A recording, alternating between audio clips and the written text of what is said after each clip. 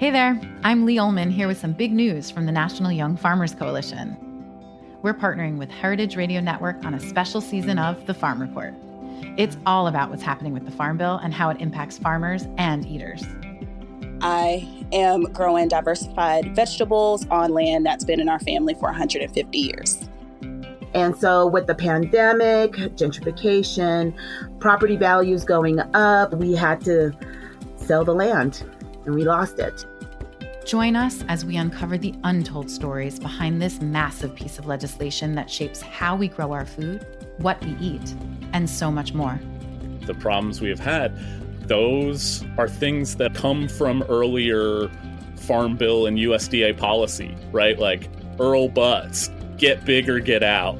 You know, it's my responsibility to know not only what I'm eating, but then like how that all came to be. And realize like, wow, like this piece of legislation, all this money, like it's technically something that I support as a taxpayer. While Congress debates the next Farm Bill, this is not just an invitation to listen. It's a call to action. Be part of the conversation. Subscribe to the Farm Report on Heritage Radio Network, wherever you listen to podcasts. You're listening to Heritage Radio Network.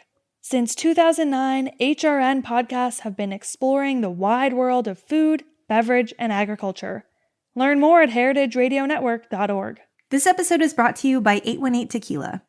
Handcrafted, expert approved, with over 20 international blind tasting awards. 818 Tequila, imported by 818 Spirits, Manhasset, New York, 40% alcohol by volume. Drink responsibly. This episode is brought to you by Southern Peanut Growers, committed to making sustainable more attainable for chefs and cooking enthusiasts worldwide.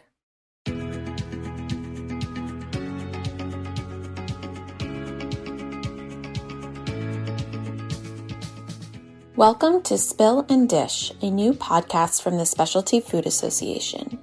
Founded in 1952, SFA is the leading trade association and source of information about the $170 billion specialty food industry. We champion the food producers, retailers, and other buyers who make up the specialty food world. If you want to know more about membership, visit specialtyfood.com. In each episode of Spill and Dish, we want to share the stories behind the products made and sold by our members who are helping shape the future of food. You can listen and discover the inspiration, recipe, craft, culture, ingredients, and production methods that help answer the question, what makes specialty food special? I'm today's host, Megan Rooney, Education Manager at SFA. We're excited to bring you today's episode and so happy to be working with Heritage Radio Network, a nonprofit podcast network covering the world of food, drink, and agriculture, and expanding the way eaters think about food. Today's guests are the husband and wife founders behind Remedy Organics, Henry and Cindy Kassendorf. Remedy Organics is a great tasting health and wellness platform focused on clean label, plant-based food and beverages with meaningful functional ingredients. Henry is a seasoned entrepreneur, and Cindy is a nutritional health counselor. So it's no surprise that their business is experiencing rapid growth in leading stores like Whole Foods, Walmart, and CVS. Welcome to Spill and Dish, guys. Thanks so much. Thank you. Great to be with you. Great to have you. And I'm all about my morning shake, especially cacao essentials. So it's a pleasure to chat with you today. Thank you. Great to speak with you also. So we'll jump right into our questions for you today. For those who may not be as familiar, what does Remedy Organics produce? We produce a line of delicious plant-based beverages. Our initial line was a line of plant-based protein drinks. And more recently, we launched a line of immunity shots as well. Awesome. Yeah, and we also have a Remedy Reset Cleanse in the line, which has been doing really well. So we have our Remedy core line, which is our functional shakes. We also have a keto line. We have 3 flavors: coffee, vanilla, and chocolate. And then we also have, as Henry mentioned, our wellness shots, and then our cleanse, our Remedy Reset Cleanse. Great. Can you tell me about your backgrounds and how you came to start a natural food company? Sure. So it really all began with myself. I didn't start this with the idea of it becoming as big as where we are today. My background is in nutrition, and it really, when I think back, it started way back to my childhood, where I grew up with a father who had diabetes. And from very early on, I was able to make that connection between food and how it affects our bodies, seeing what my father had been through. And from there, I always just was very passionate about food and wellness. And personally, I would always take natural remedies for healing and prevention. So my go-to medicine cabinet is not your typical medicine cabinet. I would first turn to natural remedies that I would learn about, things that people have used for healing for many years, for thousands of years, ancient remedies. I was always intrigued by that. And so it started, with this belief of using food as medicine. And I am that customer who goes into the supermarket and turns the bottle and dissects the ingredients and looks at everything, at the nutrition facts and all. And also, so I didn't see anything that was out there in the market but as I mentioned, my background is in nutrition. I was looking to create products that I can feel good about and give my clients, and also personally take myself and have my family use.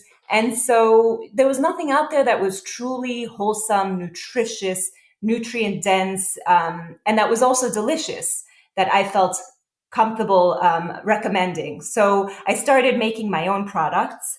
And I had a knack for creating with also my background. I grew up in Israel as well as here in Brooklyn, New York. And so I used to go to markets and where you see all the fresh fruits and vegetables and different ingredients. Everything is kind of in these open bins, and really spent many years, many summers in Israel. And going through these markets in Israel. And so that was natural for me, having fresh produce and fresh ingredients. And so I just had a knack for creating and making things taste good. I also discovered that I'm a super taster. I have a very sensitive taste palate. So any of these natural remedies on their own may taste awful, but when combining it with what I created, everyone would tell me, this tastes amazing. And how do you make this? And people started asking me to make it for them. And my clients, it wasn't as easy for them. And for me, it was just something that I did using my blender or my juicer in my kitchen and just making it for them. And so this is the background and where, the inspiration started. And from there, we ended up where we are today. Henry, as this grew and gained traction, initially I did everything, the marketing piece, every part of the business, which is challenging. And a few years later, Henry, I've seen him build other companies and in other industries, and I needed help, so I kind of roped him into all of this, or he was excited by what he was seeing, and he was in a transitional period, and so he joined me on this amazing journey. Yeah, and I really never dreamed that Cindy and I would be working together, but I saw how her products were resonating with consumers. I saw the traction she was getting, and one thing I learned very early on is the best partnerships out there are when you have two people with truly complementary skills. And Cindy's an amazing visionary with formulations, with creating. She can make anything taste good. And if you look at our ingredients on their own in many of our products, they don't sound like they would taste great. But Cindy creates these incredible formulations. And the biggest comment we get from people, the most common, is how can this be so healthy? How can this have all these amazing ingredients in it and taste so good? So I saw that there was an opportunity to position a brand at the epicenter of some really big macro trends, right? Mm-hmm. All driven by what I saw as the convergence of the food and beverage and the health and wellness industry, and saw that we could get in a very early stage in this, what I see as this functional food, functional beverage movement, right? Because we're seeing that consumers want more out of their beverages than just hydration.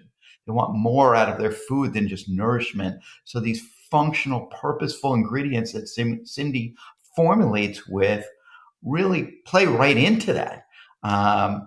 But the beauty of this is it wasn't created in a lab. It wasn't created in a conference room with a bunch of CPG executives reverse engineering what would work for a brand. It started with Cindy's passion for just making great products, and it's really taken off from there. Yeah, and it started right in my kitchen. My youngest son was 2 at the time, and he was my little taste tester. So he had that green mustache, and he was there by my side, tasting all of the products. That's so awesome. And Henry, you mentioned that you never would have imagined that you'd be running a business with your wife. We have a lot of members that run companies with family members or their spouse.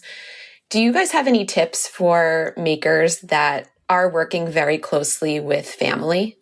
I definitely do. I have a lot, but I think some of the most important ones are, having boundaries, right? At 11 o'clock at night, I don't want to talk about new formulations after, a long, busy day. And Cindy doesn't want to talk about, venture capital, right? Or funding options. Remedy is our 5th child, right? We have 4 kids. Remedy is our 5th child. So it's hard not to keep things separate because it's such an important part of our life. But by having those boundaries where we can go for a walk together, and sometimes we'll say we're not going to talk about work, and we don't. And sometimes we say, hey, we need some time, but let's get out of the office and let's go out on a hike and talk about this new innovation or this launch at, some store or a new hire that we're, making. So really setting expectations for the time we spend together so we don't, have a miscommunication and end up kind of going deep into something that the other is not really prepared for. That's super helpful. Yeah, boundary setting is so important. How many years have you guys been in the industry for? So my background is in nutrition. I had a practice, nutritional counseling practice. And so that was around 2009. But I entered the food and beverage industry in 2013. And then we launched Remedy Organics in 2017. So it's been quite a long time now, which is amazing. I mean, time really flies. We didn't have a background in the industry, in the food and beverage industry. And so I just did what I loved. I just formulated and then hired people or that knew more than us in the industry. Surrounded ourselves with people who had more expertise in the food and beverage industry. Yeah, we surrounded ourselves with great people early on, advisors before we even had employees, advisors who have built great food, beverage companies who could help us. And then when we started hiring key employees who had experience as well and could up-manage us because we really didn't know what we didn't know. And that's a scary place to be. Yeah. I knew how to make a great product, but there's so many other pieces of growing this company. Yeah. But one of my favorite quotes is from Mark Twain, who once said, to succeed in life, you need 2 things, ignorance and confidence. And it's interesting because, a lot of these really innovative food brands are started by entrepreneurs that are a lot younger than we were when we started. And that ignorance and confidence factor is much higher, right? You can afford to be a lot more ignorant, right? When you're 23, 25, no kids, no mortgage. And if things go really bad, you're sleeping on your parents' couch again, right? So It's easier to be ignorant and confident when you're younger. It's harder as you get older, but we try to look at things through that lens, right? And take those risks and not be so careful. And that's really what pays off when you can lean in and just let it go. So that's a big part of it. Yeah. What were some of the obstacles that you faced in bringing your brand to market? Cindy got a lot of great traction early on. And it was funny because actually my sister was our first employee, and she was actually a chef and was working for another food brand. And she said, Cindy, I love your product. Let me help you. Just leverage some of my relationships when I'm going into some of these stores, because I see how well you're doing with this. And she went out and she helped us get some really great accounts in New York City, Dean and DeLuca at the time, Gourmet Garage. And she came back after the first week and said, this is the easiest product I've ever had to sell. And I want to come work with you guys. I don't care what you can pay me, but I want to come help you because I believe in what you're doing. And I see how it resonates with these stores. And everyone says, yes, everyone loves it. So you really have something special here.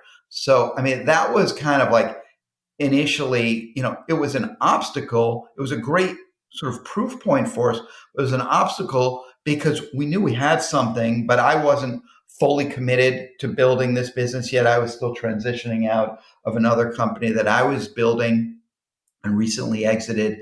And Cindy, is a mother of 4 children as well that need her. So really figuring out that work-life balance with the family was a big challenge in the beginning.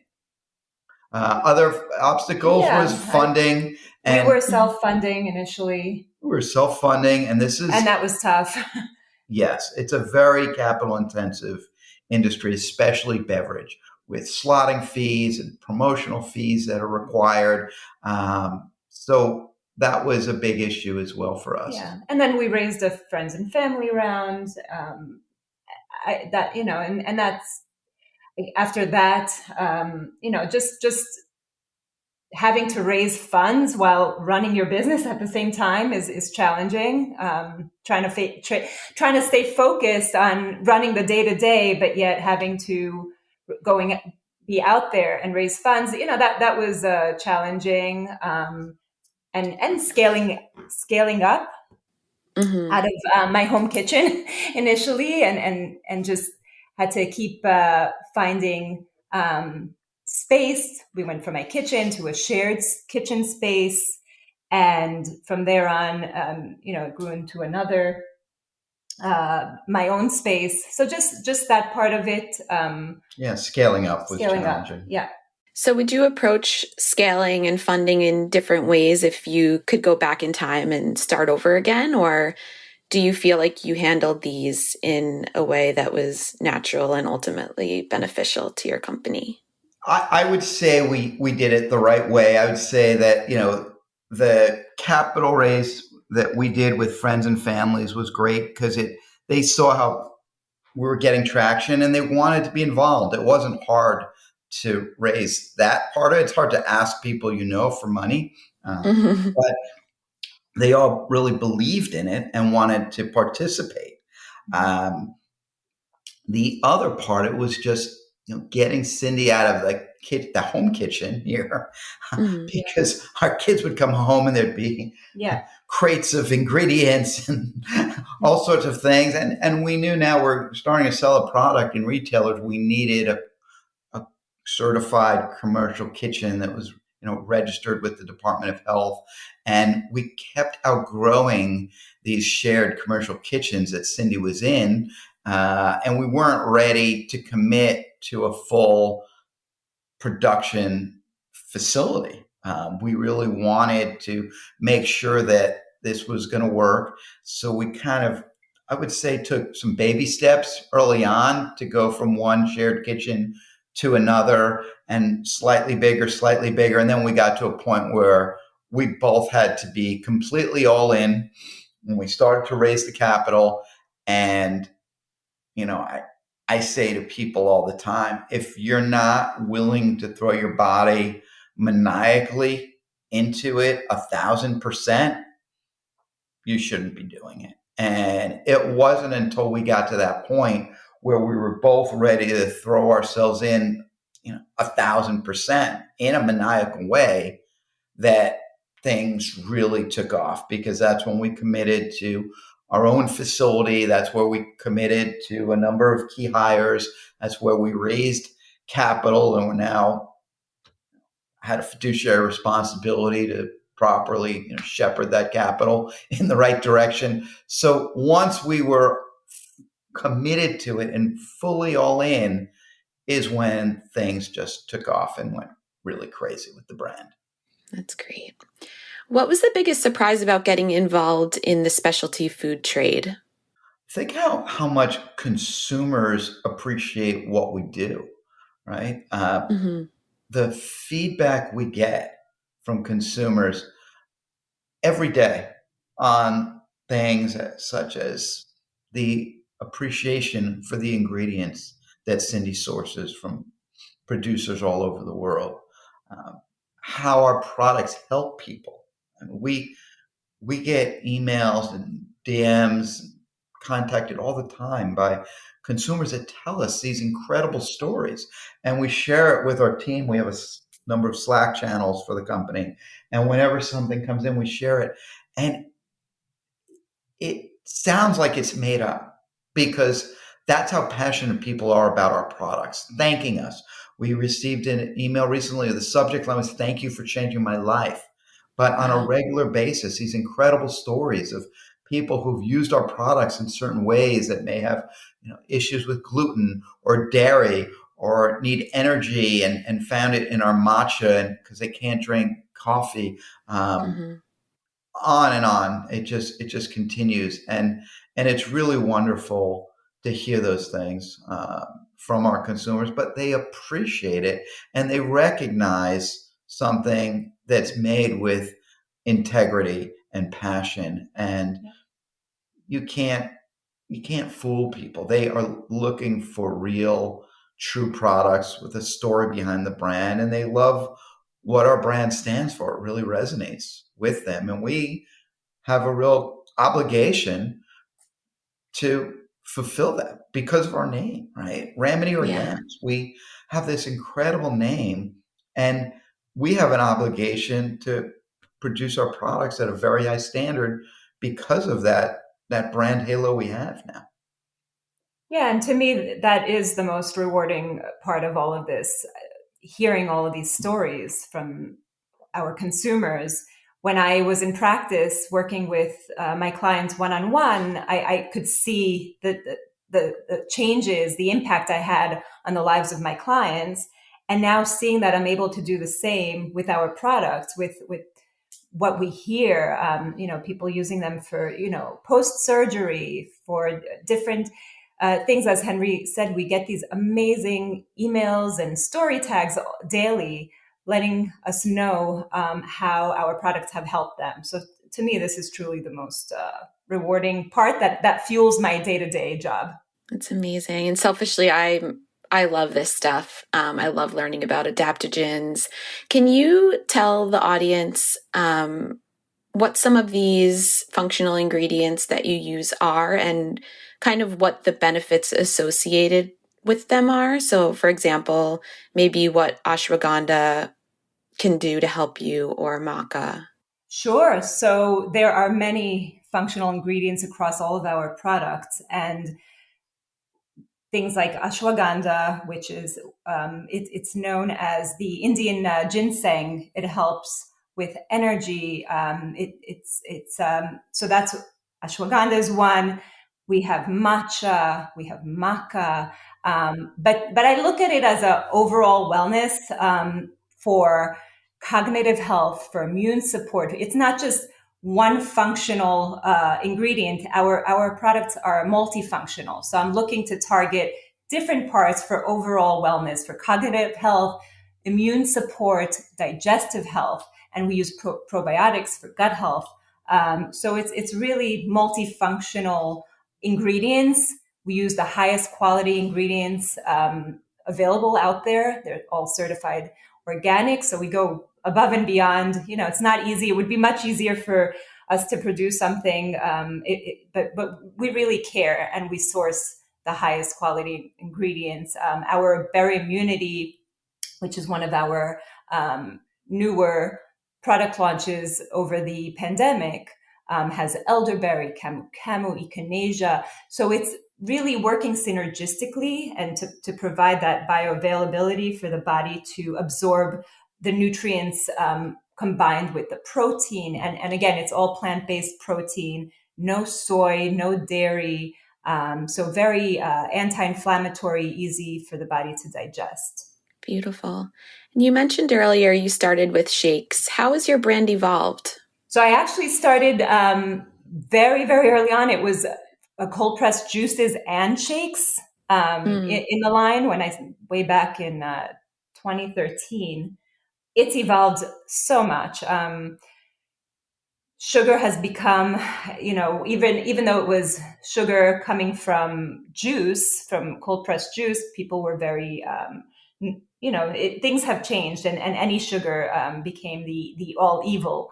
So it evolved into, we saw that people really loved our protein shakes, and that was doing really well, gaining a lot of traction. So we pivoted, and I kept adding more flavors within that line. It started as one of the products. It was actually called Satisfy Me, and it was like a meal replacement. It was a real meal replacement in our cleanse, and I saw how much our consumers loved it. It was a combination. Had hemp seeds and maca, and it had different herbs and cinnamon, cardamom, nutmeg. And the base was an almond milk base with plant proteins. And so we saw how much our consumers loved that product. And then the next one was chocolate, because everyone almost loves chocolate. So the next one was chocolate. And then I just kept evolving with the ingredients that I loved and I was using daily. Matcha was probably our third product in the line. And then just, looking at, again, ancient civilizations. We have a golden mind, which is based on the Ayurvedic golden milk, but ours is dairy-free. Traditionally, it was made with dairy. And just looking at different things from ancient remedies. And so it evolved. And then I decided to create a cleanse. So a cleanse program. So it's a 3-day cleanse program. We, again, get great feedback. It's doing really well. It's a way to just jumpstart, if you're feeling like you need a little boost after the weekend, or seasonally people do them within the different season changes. Of course, that new year, new you time, we get a lot of orders for our Remedy Reset cleanse. So, I just do what I love. I'm always on top of the trends. There are things that I'm not ready to launch because maybe it's too unknown, and there's a lot of education that would be needed. So I'm always like, that's really what I love to do, and always making products for myself and then looking at ways to launch it and scale. That's great. What do you want people to know about your brand that they might not know?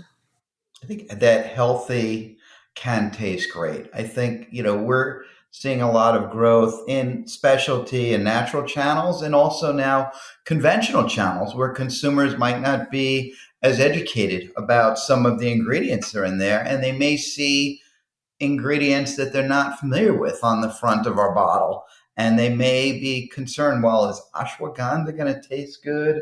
Is maca going to taste good? Is spirulina going to taste good? For us, we want people to know if Cindy's formulating and putting it in a bottle, it's going to taste great. Try it. You'll love it. And we really want to gain trial from consumers in every channel. Yeah, unfortunately, there are a lot of products out there in the natural channel that don't taste great. So consumers purchase and it just leaves a bad taste, literally, in their mouth. Literally. And it might, for the more mainstream consumer, it may scare them off.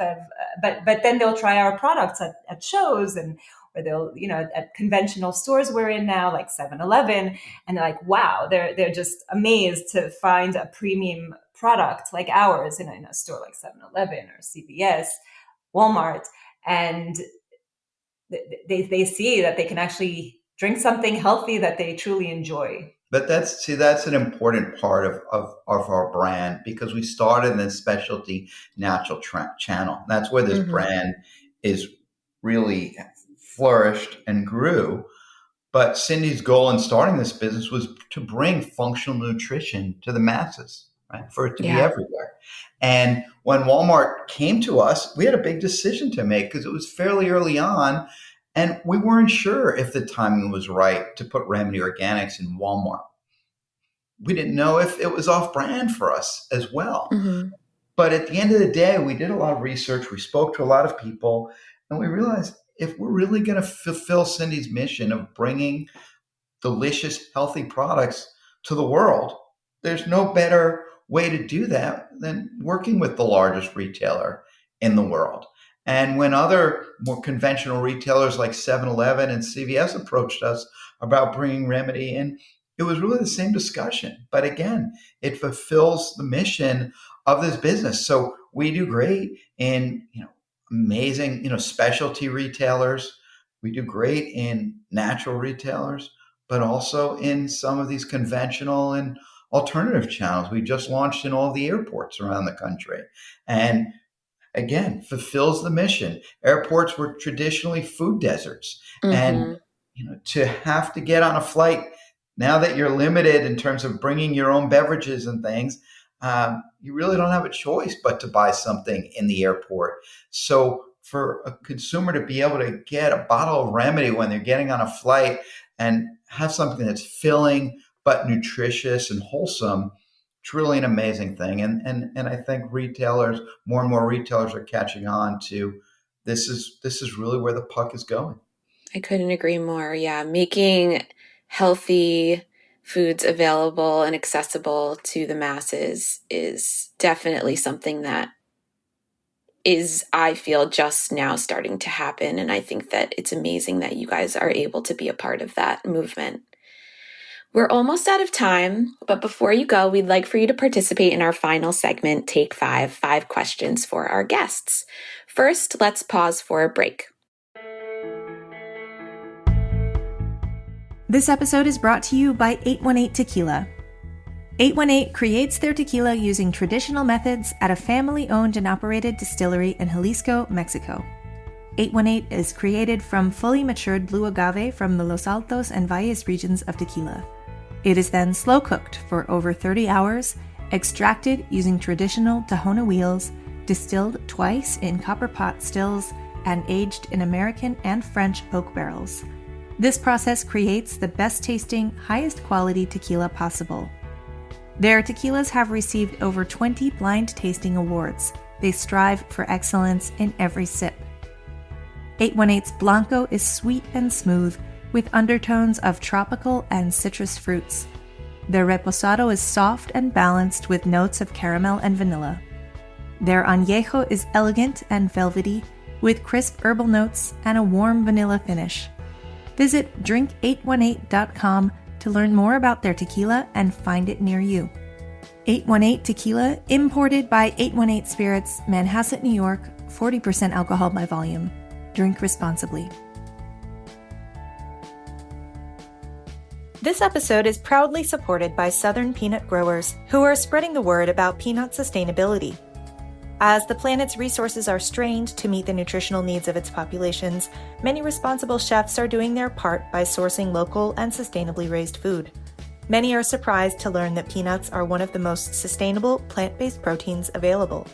Southern Peanut Growers created the campaign Making Sustainable More Attainable in partnership with award-winning chef Steven Satterfield. Together, they're bringing the sustainability message to chefs nationwide. Whether it's conserving water, minimizing fertilizers, or achieving zero waste, peanuts are a logical choice for your next menu.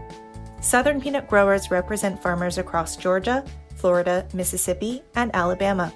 For more information, visit www.peanutbutterlovers.com.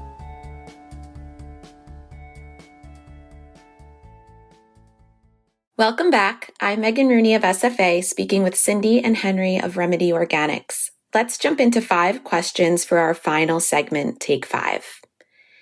What is your favorite thing about the specialty food industry?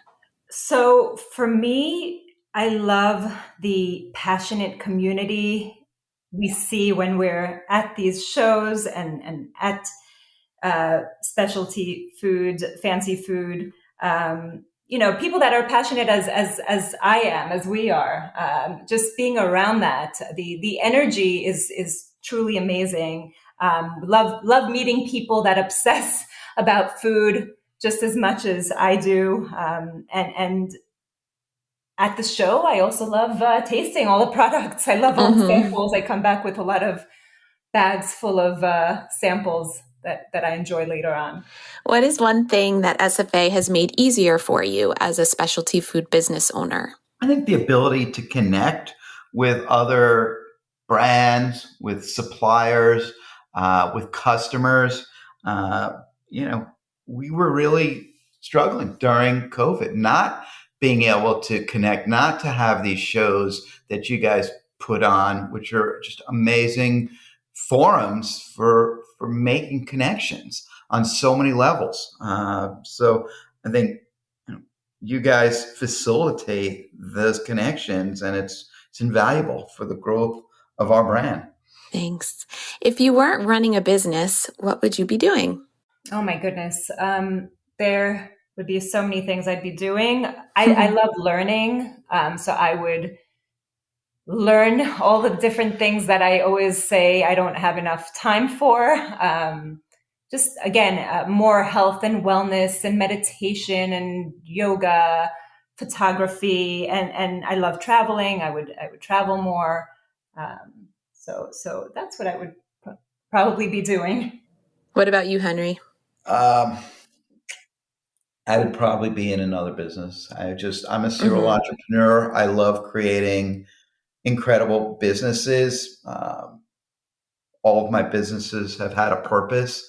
So I think that, for me, if I wasn't doing this, I'd be running some other great business. Hopefully, my kids are getting older. Maybe one day I'll have the opportunity to work with some of them or bring them into this business or do something else with them in the future. But we love what we're doing now. And I couldn't think of doing anything else of all the companies I've built. And I've built some incredible companies. This one is really the most special because I'm doing it with Cindy, and it's just amazing. I love that. What's the one piece of advice you'd give a new food business? I think to follow your passion. If you really believe in something, there are going to be constant roadblocks, and you have to persevere. You have to stick with what you believe in and stay true to it, and be totally committed, as I said, but also surround yourself with great people, right? You must surround yourself with people who have been through this before, who have built a company. It doesn't have to be the same product, but people who can give you advice, people who can help you avoid some of the pitfalls that are pretty common when you're starting a business in a new industry. But you have to just never give up. I mean, I like to talk about entrepreneurship and my beliefs around it, but it takes a certain type of person to succeed as an entrepreneur.